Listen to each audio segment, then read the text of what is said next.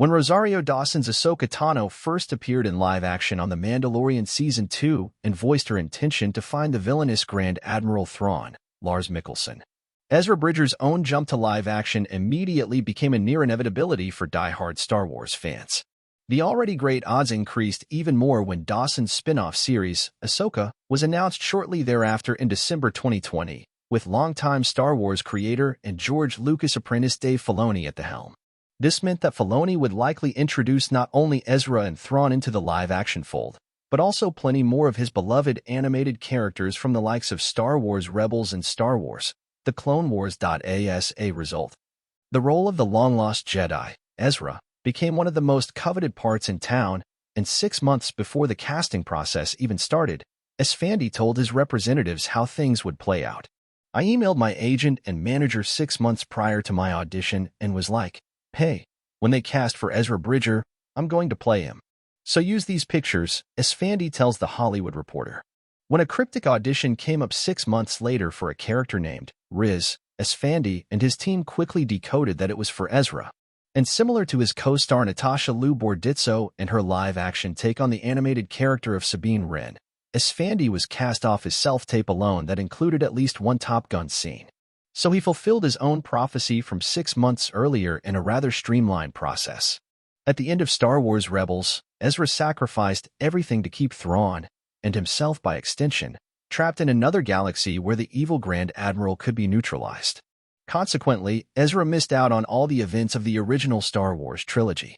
So, upon Ezra and Sabine's dramatic reunion on Ahsoka, Esfandi and Bordizzo would eventually have a scene during the 7th episode where Sabine brings Ezra up to speed on everything that happened during his extended absence. The added wrinkle to their exchange is that Sabine was also updating Esfandi himself on everything he'd overlooked so far. "I wasn't a Star Wars person before the show. I just didn't grow up on it. But after we shot the show, I inhaled all of it for 6 months," Esfandi admits. "So, when Sabine was filling Ezra in, I also didn't know much about it. Once I got to know everything, it just made that scene twice as funny. I was like, oh my god, that was how they filled Ezra in? That's hilarious." Ahsoka Season 1 ends with Ezra and Sabine essentially trading places. She's now stuck in another galaxy with Ahsoka, and Ezra has returned home, reuniting with Rebels friend Hera Syndulla, Mary Elizabeth Winstead. And while Ezra is aware that Thrawn has also come back to the familiar galaxy that he sacrificed so much to protect, he's not yet aware that Sabine's deal with the enemy opened the door for all of this to happen. With a potential Season 2 still on the horizon, as well as Filoni's announced film that will someday bring this current Disney Plus Star Wars storyline to a conclusion, Esfandi is perfectly fine if his tenure ends with that future film. "If I do a second season, I'll be happy. If we also do a movie, I'll be so happy, and I would never need more than that," Esfandi says.